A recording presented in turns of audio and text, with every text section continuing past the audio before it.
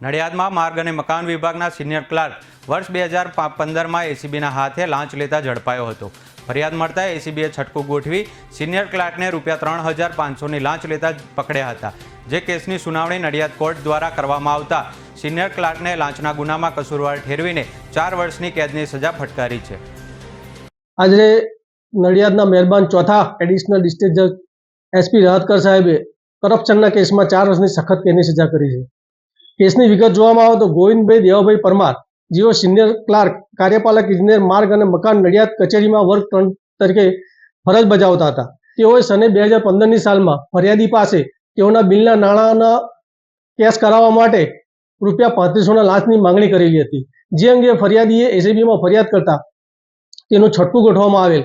જે છટકાના કામે આરોપીએ ફરિયાદી પાસેથી ₹3500 લીધેલા। જે રકમ આરોપી પાસે ડિમાન્ડ રિકવરી અને એક્સેપ્ટન્ટ કરેલા જે રેડિંગમાં પકડાઈ આવેલ।